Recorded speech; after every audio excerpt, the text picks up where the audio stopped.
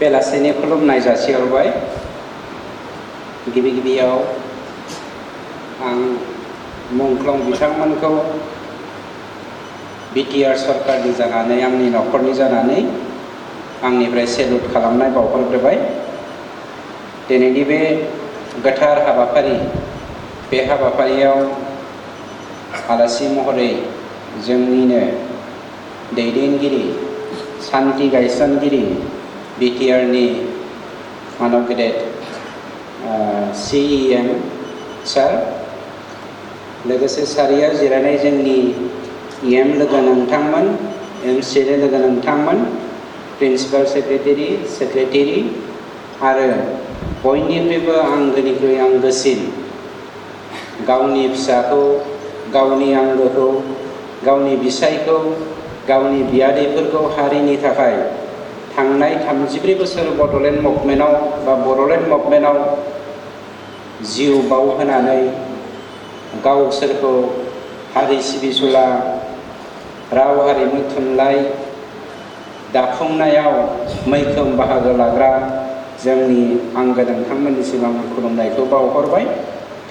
दुखुनांथाव बाथ्राया बेनो, थांनाय 34 बोसोर जोंनि सोमावसारनायाव जोंनि जा आंगोफोरखौ जोङो खोमालांबाय। बे खोमानाया 3168 सा, जायखौ जोङो दिनै मुंख्लं होननानै डिक्लेयार खालामदों। आरो बावैसोनो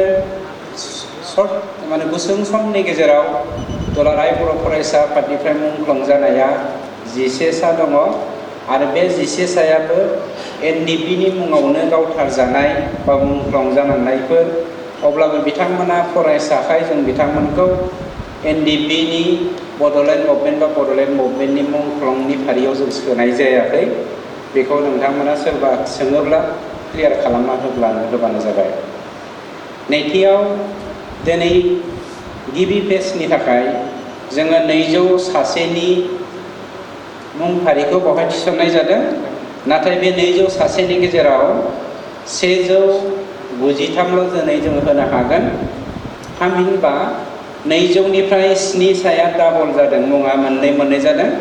आरो सासेया फेमिलि रिलेसनखौ, जायखौ जोङो इंलिसाव किन होननानै बुङो, बे फेमिलि रिलेसनखौ होनाय जायाखै। बेनिखायनो जों बिथांनो दा जोङो रांखौ होथ'नो हानाय नङा, बे एक्स ग्रेसियाखौ। बेखौ जोङो आसाम पुलिसनि स्पेसियेल ब्रान्चजों सावरायफिननानै बिथाङा थांगारनाय नङा, बिथांनि फैसाया जोंनियाव काउन्सिलाव थाखासिगोन। नेक्स्ट फेजआवहाय जों सोनो नाजागोन, नामा बिनि सिगांनो जोङो होनो नाजागोन। जोंनि बिटिआर सरकारा मोनसे बाथ्राखौ दिनै जों रोखा खालामनो नागिरदों। मुंख्लंफोरनि न'खरखौ लानानै, मुंख्लंनि थैखौ लानानै दिनै गोबां मानसिया राजखान्थि हान्जाजों लोब्बा लाखिनानै मुंख्लं न'खरनि मोनसे अर्गानाइजेसन दानाय जादों।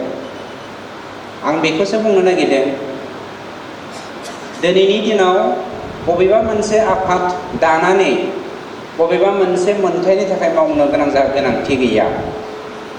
मानोना मानब गेदेर प्रमद बर' बिथांनि दैदेननायावनो जोंनि सरकारा जोंनि जथ' मावनांगौ खामानिफोर दं, बे खामानिफोरखौ मावगासिनो दंखायो। बेनिखायनो आं खावलायदों, जायफोरा गसाइगावनिफ्राय लानानै जुनाइसिम मुंख्लंफोरनि मुं लानानै मोनसे आफाद दादों, बे आफादा हानायमानि जोंनि समाजनि गेजेराव गुरलाय गुरजाय लाबोनो दा नाजाथों। जायनिफ्रा दिनै फैसा खांगासिनो दङ, मा खांगासिनो दङ। आरो नोंथांमोननो थ्रुयैदि आं दिनैनि बे जौसांनि गेजेरजों सोरबाया बे आफादनि मुङाव फैसा बियोब्ला फार्स्ट फैसाखौ हरनाङा होननानै आं सरकारनि जानानै नोंथांमोननो बुंथिनाय जाबाय।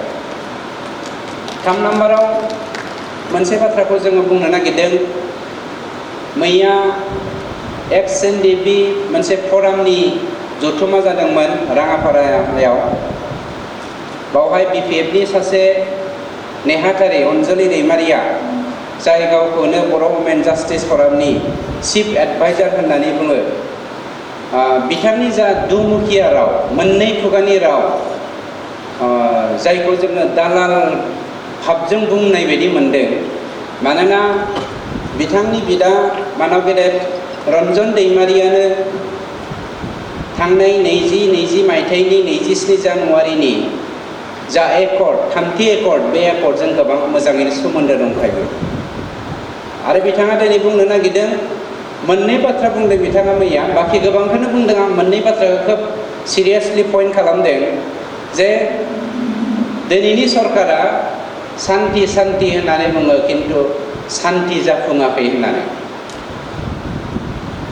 बाथ्राया बे स्पष्ट आं दसे उनाव क्लियार खालामगोन माने अन्जलि दैमारिया जा बाथ्राखौ बुंदों बियो बर' वुमेन जास्टिस फरामनि सासे एडभाइजार हिसाबै बुङाखै बेयो BPFनि सासे जेनेरेल सेक्रेटारि एबा सेक्रेटारि हिसाबैसो बे बाथ्राखौ बुंदों मानोना बावैसोनो हाग्रामाया गावखौ सान्ति लुबैसुला सासे दैदेनगिरि महरै मोनफ्रोमबो कनस्टिटिउसनाव थांनानै सान्तिनि जात्रा खालामहैदों आरो बे सान्तिनि जात्राखौ खालामनायाव बिथाङा मा होनदों पिस रेलियावहाय जेसेबां माने दिनै प्रमद बर' बिथांनि दैदेननायाव UPPL सरकारा इलेक्सन जागोन बे इलेक्सन खालामजानाय मानसिफोरनो बे जायगायावनो हा होफिननाय जागोन इफेक्टेड एरियायावनो आरो बिथांमोननो न' लुनानै होनाय जागोन होननानै जा प्रपागान्डा खालामगासिनो दङ मिटिङाव लेक्सार होगासिनो दङ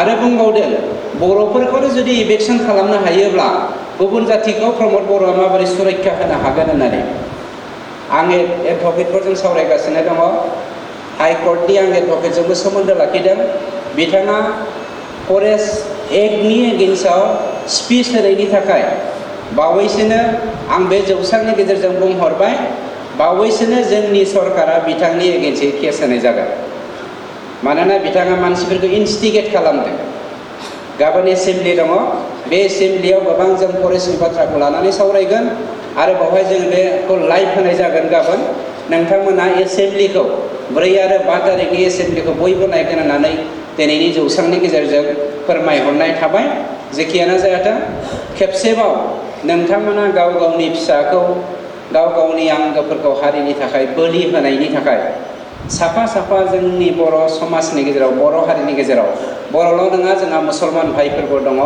जायफ्रा गावसोरनि फिसाफोरखौ बर'लेण्ड मुभमेन्टआव जिउ दान होदों नोंथांमोन साफ्रोमखौबो आं सेलुट खालामो आरो नोंथांमोननि जा थैनि बेसेन बे थैनि बेसेनखौ जोंनि सरकारा मालाबाबो बावगारनाय नङा जों बेखौ गोसोआव लाबाय थागोन आं नोंथांमोननो गोरबोनि अननाय सिबिनाय खुलुमनायखौ बावहरनानै आंनि बिबुंथिखौ फोजोबबाय थेंक इउ गोजोनथाव खौरां बङाइगाव मेरिडियान किया मटर्स श'रुमा नोंथांनो लाबोदों गोदान अफार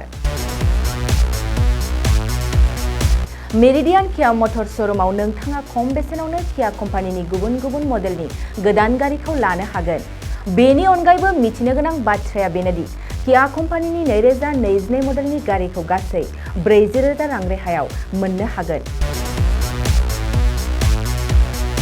बेजों लोगोसेनो बे श'रुमाव जेखिजाया कम्पानिनि गोजाम गारिखौ सोलाय-सोल' खालामनोबो हागोन